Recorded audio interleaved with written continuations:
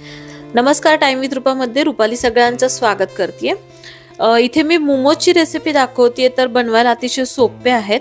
Veg momos आज आपण इथे बनवतोय आणि त्यासोबतच आपण मस्त चटणी पण बघतोय। व्हेज मोमोजसाठी आपण इथे पारीसाठी मैदा घेतलाय, त्यामध्ये फक्त मिठाचा वापर मी केलाय। थोड्या थोड्या पाण्याचा वापर करून हे जे पीठ आहे ते आपल्याला घट्ट असं मळून घ्यायचंय, मगच आपण ते झाकून ठेवतोय। इथे आपण चटणीसाठी 1 चमचाभर बटर घेतलंय। बटर मध्ये आपण जवळजवळ 4 ते 5 टोमॅटो अर्धे चिरून आपण इथे ठेवलेले आहे। जसे मी पॅन मध्ये दाखवते तसेच ठेवायचे। त्यानंतर त्यामध्ये 1 इंच आलं, 7-8 लसणाच्या पाकळ्या, किती तिखट हवंय त्यानुसार सुक्या लाल मिरच्या घेतल्या, कोथिंबीर आणि मीठ घातलेलं आहे आणि थोडं पाणी घालून मी ते मध्यम आचेवरती हे झाकून ठेवलंय जवळजवळ 8 ते 10 मिनिटांसाठी। 10 मिनिटांनंतर मस्त टोमॅटोची वरची जी सालं असतात ती निघालेली आहे, ती पूर्ण काढून घेतेय मी। आणि हे जे म्हणजे पॅन मधलं मिश्रण आहे ते थंड करून आपण मिक्सरच्या जार मध्ये काढून घेऊया। यामध्ये 1 चमचा व्हिनेगर घातलेला आहे, 1 चमचा मी सोया सॉस वापरलाय।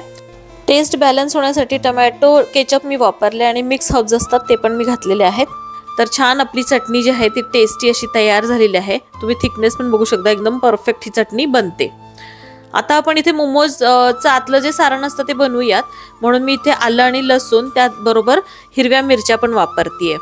तर मस्त सगळं एकदम बारीक करून घ्यायचं आपल्याला। आता आपण इथे भाज्या पण बारीक करून घेऊया। यामध्ये मी गाजर, शिमला मिर्च, कोबी आणि कांदा घेतलाय, हे पण सगळं व्यवस्थित बारीक करून घ्यायचंय। एका मोठ्या भांड्यामध्ये सगळ्या भाज्या काढून घेतेय। यामध्येच मी घरामध्ये पनीर पण होतं, तेही किसून घेतलेलं आहे। पॅन मध्ये बटर घेतलंय आणि आलं लसूण मिरची हे छान आपल्याला परतून घ्यायचंय, कच्चं राहायला नकोय। त्यानंतर भाज्या सगळ्या व्यवस्थित परतून घ्यायच्या आहेत। मीठ घातलेलं आहे चवीनुसार आणि आपली काळ्या मिरची जी पावडर असते ती मी इथं वापरली आहे। तर छान सगळं परतून घेतलंय आणि आपण एका बाउल मध्ये काढून ठेवूया थंड होण्यासाठी। मोमोज बनवायला सुरुवात करताना इथे जे स्टीमर आहे त्यामध्ये पाणी घालून मी ते गॅसवरती चढवलेलं आहे।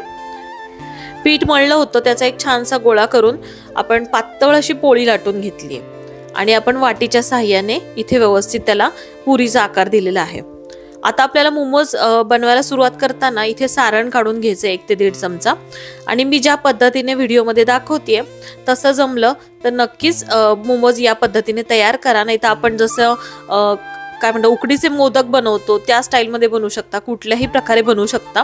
टेस्ट महत्त्वाची आहे असं मला वाटतं, तर तुम्ही आकार कोणताही इथे मोमोजला देऊ शकता। तर छान असे 5 ते 6 मोमोज मी इथे बनवून घेतेय। स्टीमर मध्ये जे वरचं भांडं आहे त्याला मी खाली इथे बटर लावून घेतेय आणि मोमोज जे आहे ते आपण एक एक करून यामध्ये ठेवतोय। पाणी खालचं उकळलेलं आहे। वरती मोमोजला पण मी इथे थोडंसं बटर लावून घेतलंय, म्हणजे कोरडे पडायला नको। आणि मध्यम आचेवरती 15 मिनिटांसाठी आपण हे जे मोमोज आहेत ते छान स्टीम करून घेतलेत। व्हिडिओ व्यवस्थित पाहून व्यवस्थित मोमोज बनवलेत तर खरंच हे भारी बनतात।